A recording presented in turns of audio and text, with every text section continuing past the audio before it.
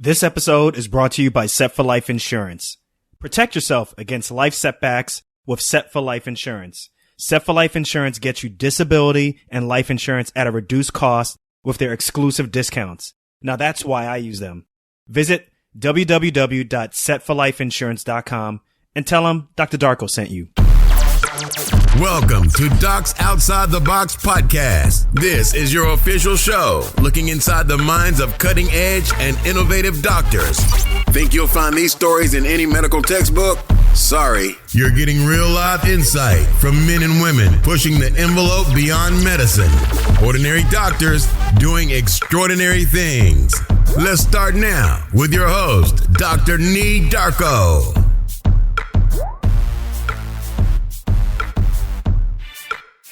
Hey docs, are you looking to learn how to become a physician leader?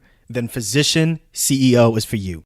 Physician CEO is an accelerated business immersion program designed for physicians and developed by MBA faculty from the Kellogg School of Management at Northwestern University. So learn more at www.physician-ceo.com/DOTB. Hey, what's going on, everybody? What's up? What's good? It's Dr. Nee here.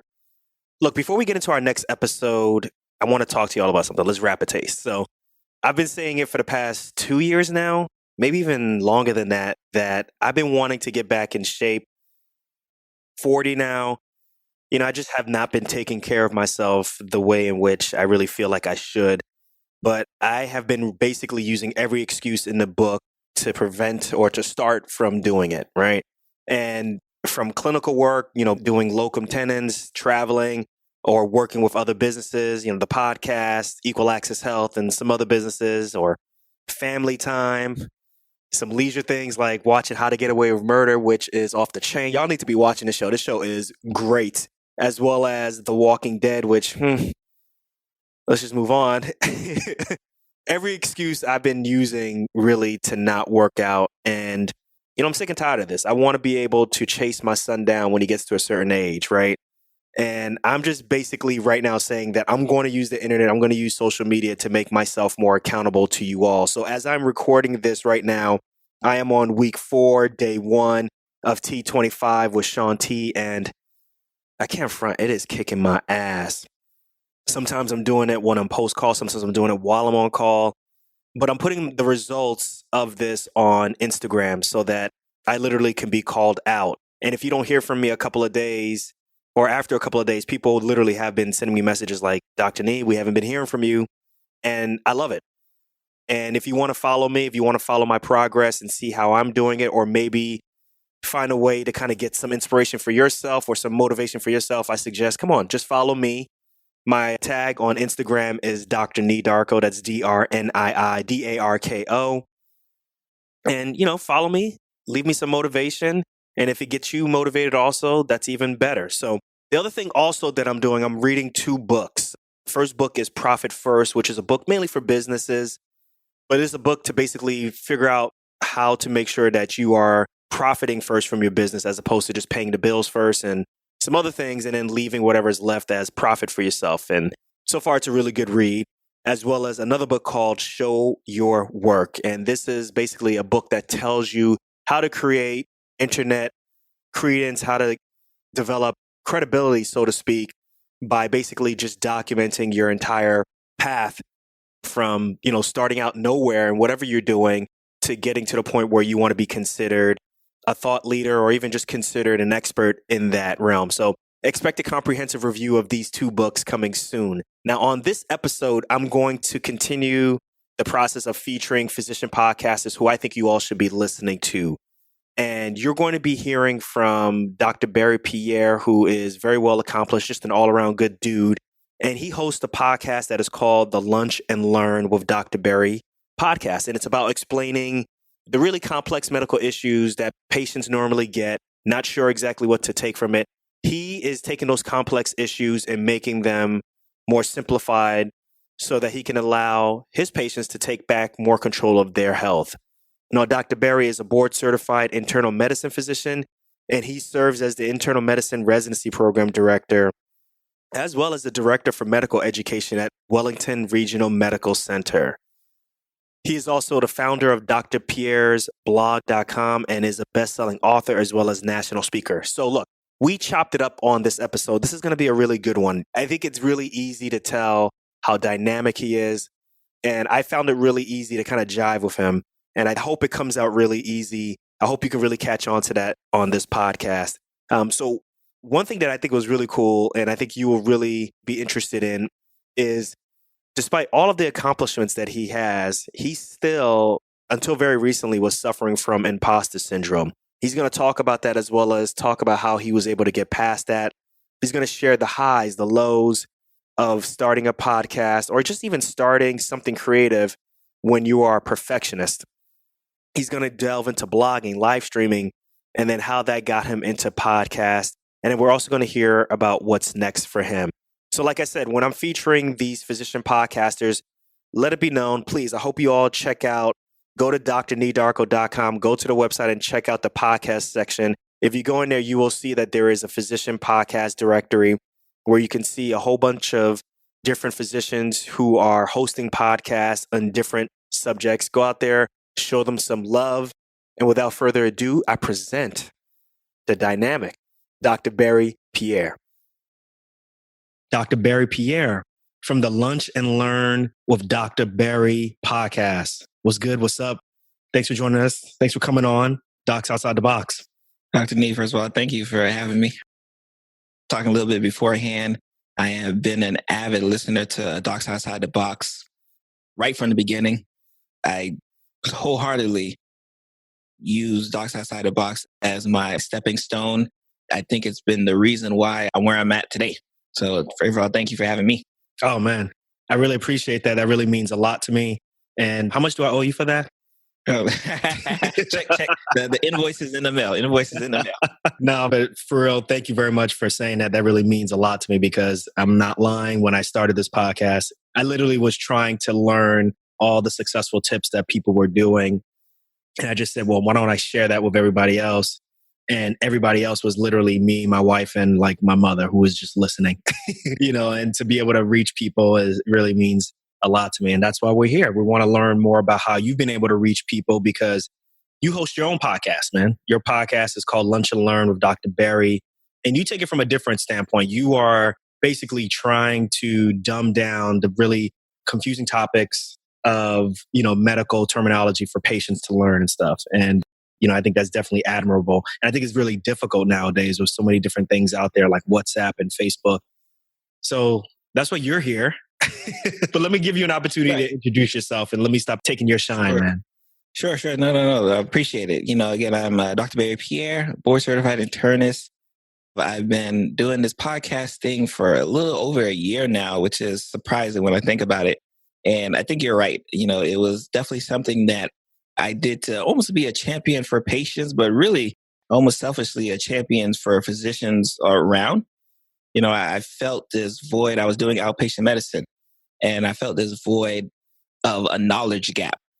And it wasn't a knowledge gap from the physician standpoint. It was a gap that patients, right, the normal person who came into your office, didn't think that we were smart enough to teach them about health anymore, right? They put all of their eggs in Dr. Google, right? They put all of their eggs in WebMD and all these different websites and health coaches that weren't, professionally trained to teach them health. They were getting all of their information from them versus the folks like us who've been, in it 24 hours, 36 hours, 48 hours, studying, grinding, passing boards after boards, tests after tests. Loans after loans. Oh, I didn't even know. And we did all of that hard work, and to have someone kind of usurp us because they can easily, click a couple letters on their phone and say, no, this person right here in this random blog says that I should be taking this medication, and almost having to prove yourself. So I put this blog out here not only to say hey, you know what, these topics aren't as difficult where it comes to blood pressure, diabetes, hypertension, but you can actually learn from an expert who does this every single day. Now, see, one thing that I totally forgot about is actually you started off as just a regular blog, right? Mm-hmm. Okay, you started off as a blog. What made you decide to take it into the podcast form? And this is one of the things where I really favor, Docs Outside the Box and you is I realized that, yes, I can write And I actually like writing. It's not like I didn't like writing, which is usually a holdup for a lot of physicians. They just don't like the writing. But the audio was so much like easier to get my information out there. And I felt that I was missing a good segment of the population out there by just doing the writing. Like, cause I had people who love reading the blogs, but if they never came to the website or they never went to, sit down and like actually take time to read it, like I would miss out. And I felt if I'm going to like teach, right, if I'm going to teach in all aspects of learning, not only do I have to do it when you read, but I have to do it from an audio standpoint and even a visual standpoint as well. Is there a way that you can quantify your reach in terms of how it was when you just had a blog versus how it was once you decided to do a podcast? Did you pay attention to that? Or because the reason I'm bringing that up is because I'm the same way. When I write very academically, right, which is really boring. And it takes me a long time. I edit, re-edit. It's nothing like how I really talk. Mm-hmm. And it'd be interesting to find out like how you've been able to reach people now that you have a podcast and that kind of augments your blog, or even vice versa. It'd be interesting to find out.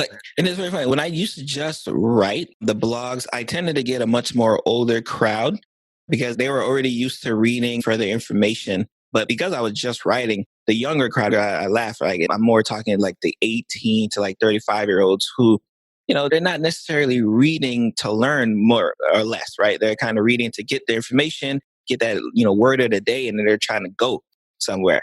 And because they're always constantly moving and shaking, right? They can't read while they're in the shower, right? They can't read while they're driving to work, or they can't read while they're at work.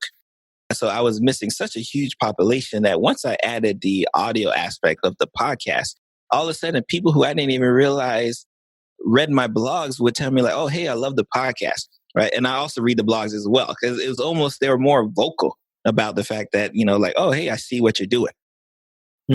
So how did that whole transition to making a podcast, can you talk to the audience about, what was it like, getting the equipment, using the equipment, recording? Were there any potholes, any hiccups? Sure. Anything like that? Let's talk about that. Sure. So the beginning stages is always funny, especially in the podcast. And you're like, now, like I hate listening to my early episodes because of it. Same way. I can't stand listening to like the first 70 episodes. Yeah. And what's so bad is one, I didn't realize like how much my voice sounded, right? Like, especially when you're doing the podcast, you actually got to listen to like what you're doing, right? So, having to get used to actually hearing my voice was a step for me. And, getting equipment, right? I had like a sound, like almost like I had a mixer. I had microphones. Yeah. Oh, you went all out, my man. I didn't know no better, right? I just thought like, I just Googled like, again, like, the patients do, right? I Googled like, how do you do a podcast? All of a sudden people are telling me I need a mixer. People are telling me I need a stand. I need a microphone. I need this type of microphone. And, and I went out and I said, all right, let me get all of these things here. And, I even know people who've gotten office space or they've rented out a studio to do a podcast. That's crazy, man. Keep going. My bad for interrupting. Yeah, no. That's crazy. Yeah. But, so I went all out because I said, I'm going to make the best podcast, right? And then I go to hit record and I'm like, I actually got to talking in unison. So here I am. I'm in this corner of my house and I'm just talking to myself and recording. And then I had to record. Then I need an intro. Then I had to get an intro portion. So then I had to learn not only to be a podcaster as recording, I had to learn how to edit the stuff as well too. So I became my own like little producer trying to do my show. And then like that was just it, right? Like this is just an audio file on my computer. I had to like Google like, hey, how do I get this on iTunes? And that's the tough part. Yeah. So you had all of these like technical hurdles that I didn't realize. Like, for example, like when I did a blog, I opened up my WordPress, I type some words, I press one button and it's there. Publish it. There. I publish it, it's there. I don't have to, there's not that extra work. Whereas when I do the podcast, I'm recording it in different segments. I'm recording an intro. I'm recording the main portion. I may record a conclusion. Then I got to put it all together. Then I got to listen to it to make sure I didn't sound too crazy while I was recording, right? Because it's not like I'm, especially in the beginning, not like I'm doing one take episodes, right? So like I'm editing, I'm cutting out. I'm like, I don't say this. Like I'm repeating the words. Like I'm trying to get like super perfect. Unfortunately, because why? Because most physicians are so type A. We have to be 100% perfect or we won't do anything, right? So I'm trying to get super perfect. And it took forever just to like, from having equipment, recording one episode to actually say, okay, this is good enough to put out there. But I love it. it was definitely some technical hurdles that I'm not too fond of from a memory standpoint. I love it because it literally shows, and the people who are listening who haven't started a podcast, and it just lets you know, like, we all go through it. I actually am still going through it right now. Like, I forget how many episodes I'm in, and I'm still learning the process. I'm still fine tuning. There's still episodes where I can't stand listening to my voice. The thing that I really enjoy about what you just mentioned about, just making a podcast and taking this information and putting it in this format is I like the fact that you're willing to meet your patients where they're at, right? Mhm. I actually have that concept. Like, I have that topic in one of my talks. So I've done a talk in Ghana. I've done a talk at Feminem. I've also done some other talks online where, I'm trying to get doctors to understand that you really have to meet your patients where they are because there's so many competing pieces of information out there, particularly digitally, right? Like, when's the last time, like, I was on a train recently in New York, and like, there's still all of these advertisements that are, on the train about, going to this different dentist or this different doctor, and nobody's looking up. Everybody's looking down. Right. Oh, that's a good point. Very good Right. point. Everybody's looking down, or even on the bus, the same thing. Everything is digital. The same thing, even with WhatsApp. And, I was in Ghana recently, and how many people have learned so many different medical rumors or so many different rumors that go through WhatsApp. It's really hard to dispel a lot of these things if all you're doing is waiting for your patient to come see you every 6 months in your office. Oh, yes. Or trying to put an advertisement up and they're barely looking at it. So it's just the sign of the times right now. It is. I think what we don't have the luxury, especially, physicians in our age group, right? We don't have the luxury of, putting a sign up and patients coming to flock to us. We don't have the luxury of saying like, hey, like, I want you to jump 10 times and the patient just jumps 10 times, right? Oh yeah, that paternalistic model is gone. Yeah, like that's gone. Like, you have patients now, and the first week when we talk about the patient-doctor relationship, you have patients now who want to be 50-50, right? Like, hey, doc, I'm about this health life just like you, right? So when you tell me jump 10 times, you also need to tell me why I need to jump 10 times. Right. Why is that beneficial for me to jump 10 times? And after I jump 10 times, like, what else am I going to get out of it, right? We're not able to just kind of turn around and do the jumping thing and then walk away, right? Because our patients want to be just as much in control of their health as you want to be in control of their health. Yeah, it's a really good point. I love that. Now tell me, you haven't stopped that podcasting and you haven't stopped that blogging. Like, what other things are you doing? Because I know every now and then you're on Instagram, you're on... Again, it was one of those things where, like, I was looking around when I was doing a podcast, because when I started doing the blog, it was one of those things. In fact, it's funny, take it back. When I got into the podcast, it was because I was already doing live stream videos. Like, so I was doing the Lunch and Learn with Dr. Barry live stream video on Facebook. And then I would post it on YouTube, right? Because I figured like, oh, hey, you know what? Like, maybe they want to like see me. Like, they want to see me talking about blood pressure, diabetes, and like get that visual picture. Like, okay, like this guy is an expert, right? And again, here I am, right? Board certified physician, right? Like, I've gone through residency, I passed my boards, and I still felt I had to quantify myself in front of strangers, really, right? Who hadn't seen me, and say, all right, this guy knows what he's talking about when he talks about blood pressure, right? Because that's the world we live in. So I started doing the live stream videos and getting traction from the live stream videos to the point when patients would come to see me in my office, they would say, oh, hey, I just saw a couple of your videos. You got a great smile. I know you're going to be great, right? So I've already like established like, hey, like I'm the head honcho coming health, right? Because they've seen a video, they read a blog that says like, oh, this is what you need to do. So then I took that and positioned it right to the podcast because I felt like, hey, like maybe I'm missing people again, who can't necessarily watch me for 10, 15, 20 minutes, sometimes 30 minutes talking about a topic, but they'll listen on their way to work, right? They'll listen while they're in the shower. They'll listen while they're cooking.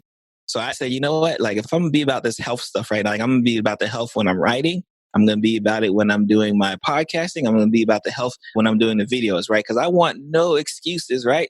This is 2018 going on 2019, right? Right. No excuses of why you're not, more in control of your health, right? And that's the goal, right? Like, I'm going to put that power back into you because that's what you're asking for, right? You want the control of your health, but you know what? Maybe you're saying, it's a little too difficult and I don't really know about colon cancer like that. I don't know about breast cancer like that. I don't know about hypertension like that. But here I go. Like, this is all you need to know. And then I give you that empowerment to say, hey, doc, I learned about this, but I got some more questions. Now, are you putting disclaimers in your podcast or in your Facebook lives? Because isn't there some type of legal stuff? Yeah, no. So it's funny. I have a disclaimer on my website, right? Which is essentially says that like, even though like I'm board certified, this and that, don't listen to nothing I say, right? And I've seen that. It's hilarious, man. It's just like, yeah, this is strictly for like what, entertainment purposes? Strictly for entertainment purposes. And I'm glad you brought that point up, especially for, because I know, especially with the audience you have, right? You're going to have a lot of medical students who are going to be attending, who may want to do this, who may want to get into social media, right? Like you just need to have, because I talk to a business lawyer, you need to have that somewhere, right? There's some people, if they primarily do video, they'll have a little tag right in front of their video, right before the video starts, that little, like almost like the FBI disclaimer, like don't listen to nothing that I'm about to tell you in the next 15 to 20 minutes because I may be a quack, right? Not that I'm concerned about, right? But again, you have to do to protect yourself, right? So I think that's a two-parter, right? You got to protect yourself from a legal standpoint because again, someone may run wild with something crazy you say, and then you got to explain. There's the type of society we live in right now. So you just go and protect yourself, man. I'm really interested.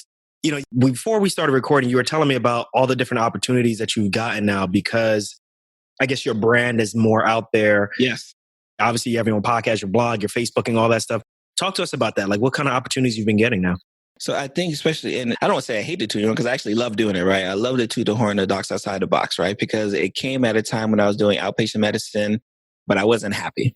Right. And I wasn't happy, not because I didn't want to take care of patients, right? There was just something that I was doing that I just didn't feel fulfilled.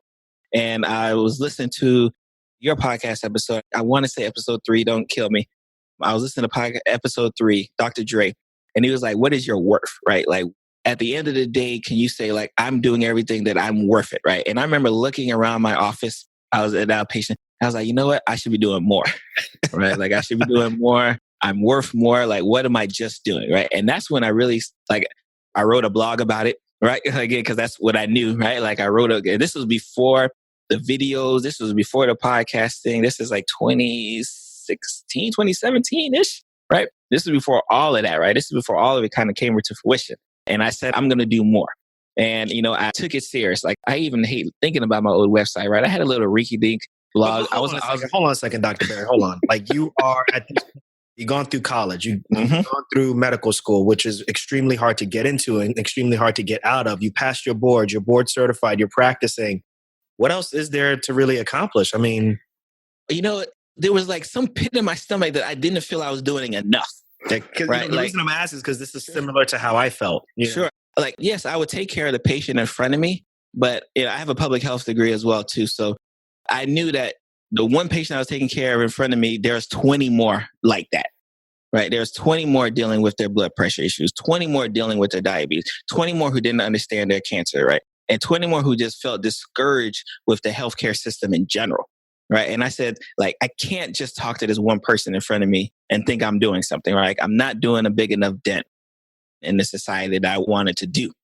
Right. So I remember I used to be on, No Shot to Blogger, right? I used to be on Blogger. That used to be my blog site. Like I didn't even have, it was like a blogger.Dr. Pierre's blog, right? I didn't even own my own website, right? That's how, I didn't know much, right? So I bought my own website. I got Dr. Pierre's blog. I made my own website. So it was like my official thing. Like I took the blogging more serious, right? To the point where like I started getting featured on Kevin MD. I got featured on Fox News. I got article clips on Essence Magazine, article clips on, there's another magazine, it's going to kill me because I don't remember saying, but I started like, now I'm like, oh, I'm official now, right? Because like now people are asking me like, hey, what is your opinion, right, on this medical topic? Because I see you clearly know what you're talking about, right? And then that's when but how did that make you feel though? How did that make you feel? Because, like that's something that you completely created and now people are asking you basically to be a thought leader on that. Like, yes. Talk to us about what it was like before and then what's that like to get emails or to get requests about. That transition was almost surreal because I almost didn't believe it. Right? Like I like almost, you talking to me? I got this, I was on Twitter, right? And someone hit me up from BBC News, right? They're like, hey, we want you to be on BBC News tonight to talk about like this IV fluid shortage. I'm like, are you serious? Huh? I was like, you want to do what? I was like, and so of course I'm thinking it's spam. I'm like, no, this got to be spam. Ain't nobody trying to talk to me about IV fluid shortages. I'm like, and then I go to research the person. Like, oh wow, this person's actually serious. Like, and it just kept happening to the point where like I was like, okay, like this must be like for real. And then it made me say like, all right, clearly, like if I just like make these little steps and now I'm the thought leader, like I need to do more, right? Because clearly I've been shortchanging myself.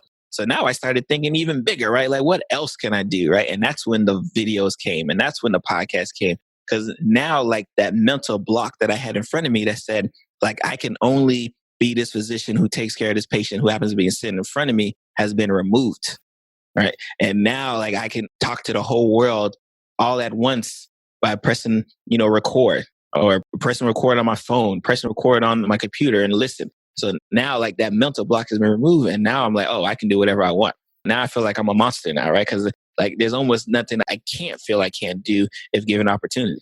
I love it. And now a word from our sponsor. Understanding how to run a business in medicine will put you at a unique advantage in the future. Whether it's leading a hospital, practice, or starting a new venture, the Physician CEO program will put you in focus from day one. Physician CEO is an accelerated business immersion program developed by MBA faculty from the Kellogg School of Management at Northwestern University. The Physician CEO program provides an intensive MBA-style education made up of modules, with each module covering topics from leadership to entrepreneurial ventures. Because of their individualized structure, each participant leaves the program with their 1, 3, and even 5-year business plan, all designed to function in the real world. If you're a physician who is looking to start your own venture, lead your practice or department, or even start planning for succession out of medicine, then you can't afford to miss this opportunity. Class is filling up. Learn more at www.physician-ceo.com/DOTB. Mic drop moment right there. Right. And then, that just kind of started it all, right? Where now I'm doing the podcast, now I'm doing the vlogging, right? And now I had a friend reach out to me, right? And again, this was at a time I was still in that old job, right? That I ain't like. And again, not that I didn't like the job. I just didn't like the position where I was at in the job. I didn't like what they felt my worth was versus what I felt my worth was. A true story, right? When it was time to like renegotiate, they still had my same old address, same old salary.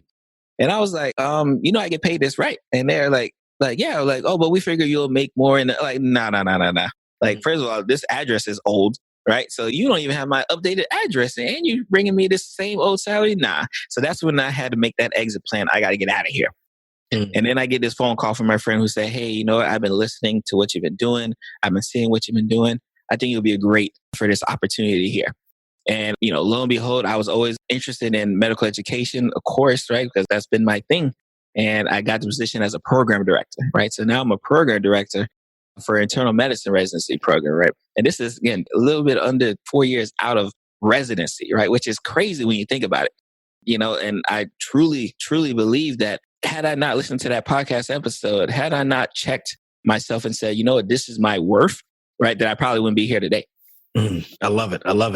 Has there ever been a time where you felt like what you really want for Dr. Barry Pierre doesn't really correlate with what Dr. Pierre should be doing, if you know what I mean, from a medical standpoint? Like, Sure. Is there ever like what Dr. Pierre is doing doesn't match with what clinically Dr. Pierre should be doing? I always have that conversation in my mind and I hear other people talk about it.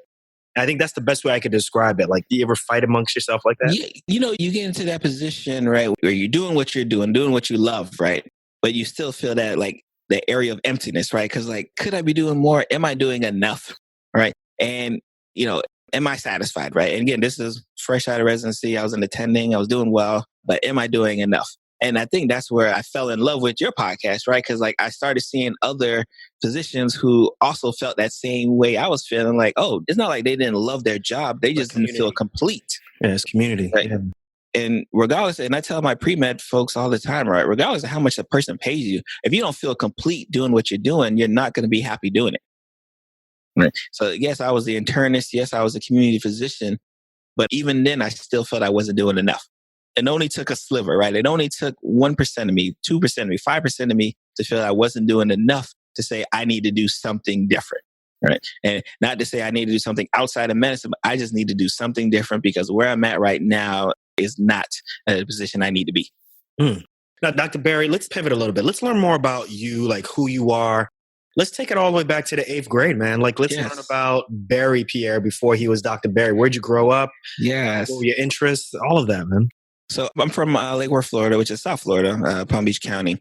and born and raised in South Florida. And I remember, even as early as elementary school, right, saying, you know what, I'm going to be a doctor, right? And I knew I wanted to be a doctor because I was a big fan of Doogie Howser. Oh, yeah, I remember that show. Yeah. I was like, I'm going to be like Doogie Howser. Like, and I didn't have no family who was in the health field. I didn't have any friends who were in the health field. I just knew I wanted to be like Doogie Howser. And my friends, thankfully, I've always been in a pretty good... He was a doctor by the age of 16 or something? Yeah, 16, right. He was a surgical resident. Like, when did you go to med school again? Yeah. Wow. He was just crazy genius, right? And I was like, oh, that could be me. Like, why can't that be me? Mm-hmm. Right? You don't know no better when you're young, right? And yeah, but you're 18 at this point. No, I'm teasing. Okay. Great. Sure. And I'm around friends who were supportive, right? So they used to call me Dr. Pierre, right? Like, I've been getting called Dr. Pierre since I've been in like elementary school, right? Okay. Which is everybody knew. Everybody knew. Thankfully, I made it, right? Because right? So a lot of pressure, right? But again, when you're 8th grade, you don't even know that's a lot of pressure. I didn't even realize, the difficulty of getting into medical school. I just knew I wanted to get into medical school, and like that's all there was. And I remember in 8th grade, I was about to go to high school, and our advisor was like, yeah, it was one of the first times I realized like, oh, this medical school might be a little bit more difficult than I thought, right? Because she was like, oh, well, do you plan on going to the magnet program? Do you plan on doing this? Do you plan on doing that? I said, oh, why do I need to do that for? She's like, well, how are you going to get into medical school? I said, oh, I just thought I'd just apply, sign a piece of paper and I'm in there. And, she broke it down to me. Naivety. Naive, man. It's amazing. It's funny though, right? It's heartwarming though, too. Yeah. No, she broke it down. She's like, all right, no, baby, I'm going to need you to do this, and that. And then she messed around and told me how long it take to be a doctor, right? Again, I didn't know no better. Mm-hmm. She's like, yeah, it's going to take like, 10 years, 12 years. I'm like, how long? I was like, I got to go to school for undergrad, and then I got to do medical school, and I got to do another, what? I said, you know what? This doctor thing might not be the thing for me, right? So you almost got deterred by that. Almost got deterred, man. She told me that. Yeah, she told me, again, when you don't know no better, you realize, you think by the time you be 30, right, you're going to be super old in crutches, right? And that's all she was telling me. She was telling me, yeah, you're going to be a physician, but you're going to be about 30 years old when that happens, right? So she tried to hit a detour, but, thankfully, Doogie Howser kept me through. And I said, you know what? If Doogie Howser can do it, I can do it. Why can't Dr. Berry do it? I love it. So then we get to high school medical magnet. I was a medical magnet. I was doing well. And then I ran to that pre-med advisor who I think a lot of people unfortunately run into, who says, yeah, you know what? This doctor thing might not be for you as well. Right. And she just thought, maybe I was too jovial, too jokey. Like I wasn't serious enough. And again, it was like, oh my God, what do you mean I can't be a doctor? Again, these are things that are like life-changing moments or it could have been, where I said, you know what, maybe this doctor thing ain't going to be for me. But then I used to think about, what, Doogie Howser did it. And then by that time I'm in high school, I was thinking about my pediatrician, Dr. Gaston. I'm like, hey, Dr. Gaston can do it. Doogie Howser can do it. Dr. Pierre is coming right behind him. I'm going to be the community physician. I take care of all of the sick. Man, I love it, man. It's a great story. Great story. Yeah. Well, look, we're getting towards the end of this interview, man. Let's do some fast fire questions. I ask a question. You tell me what comes off the top of the dome piece. You ready? Yes. Okay. So listen, if we can parse this down to one really important topic, what's the most important thing you want listeners to get from this podcast? I want listeners to understand that, the sky is the limit on what you can do. A lot of times we are our own worst enemy. We set our own barriers on top of ourselves, especially as physicians who are type A and who feel that everything has to be perfect before you go. Again, I made mistakes doing the blog. I made mistakes doing the podcast. I made mistakes doing the vlogging, but I kept going, improved along the way. So understand that it does not have to be perfect to go, but, don't put that hurdle on yourself. I love it. So what's a personal habit that Dr. Berry's doing that has really helped you become either more successful or just a doc outside the box? I think it's crazy. Like writing stuff down has been like immense, right? And I mean, like I'm talking about old school planner writing stuff down, not even in the digital standpoint. You can do the digital, but just writing down my goals and saying like, this is what I want to do, for next year, right? Like I actually have 2 ebooks, right? Like Affirmation and the Power of Affirmation, where I literally say, this is what I plan on doing next year, right? Because I want to not only write it down, but then make sure someone can hold me accountable.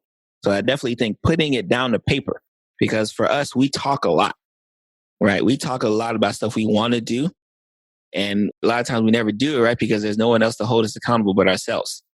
So obviously you grew up around in the 80s and you mentioned Doogie Howser, late 80s, Yes. 90s show. So let's take back a little bit further. Let's say you can go Back to the Future, right? That movie. You get into a DeLorean. Let's say you can go back and meet yourself as a pre-med. What kind of advice would you have given yourself back then? Ooh, that's a good one. You know, if I was a pre-med, I would say, hey, Barry, you know, there's going to be a couple bumps, right? And it's coming, right? Like, I know you've been trying to avoid it for years. I know you've been trying to keep the high road. There's going to be a couple bumps. There's going to be a couple people say, you know what, this might not be for you. Or there's going to be a couple people say, hey, you're already a doctor, right? Like, you don't need to do this, right? You don't need to do that. And don't listen to none of them. Love it. I love it. Man, you get me fired up with this, man. Like I said, I'm excited. Again, I've been a fan of Docs Outside the Box forever, right? So this is an honor for me more than anything. Man, I got to say, I'm going to have to pay you as my hype man. I love it, man. All right, Dr. Barry, name a famous figure, someone that you admire, someone that you wouldn't mind trading places with for 24 hours. Who's that?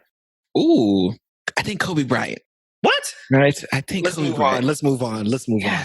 Let's move on to the next question right there. I forgot that you're a bandwagon Lakers fan. Yes, Lakers. Lake Show was in the building.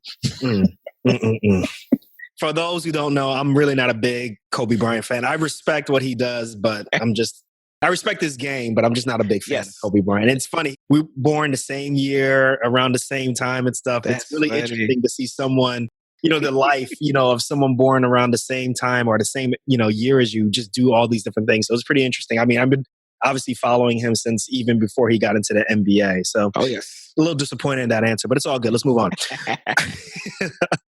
What's one life hack, one technology that you use that makes your life happier or easier? Easier? Oh, right now I have, especially because I'm big on social media, a social media app by the name of CoSchedule. I absolutely love it. It schedules all of my social media posts automatically. It reposts old posts, so I don't have to be out there doing it. So I say right now, without CoSchedule, like, I don't know where I'd be at. Oh, I love it. I love it. I'm all about that because, you know, as a busy physician, you don't have time to be constantly, you know, responding or retweeting and things like that. Mm-hmm. So definitely a big, big plus in that realm.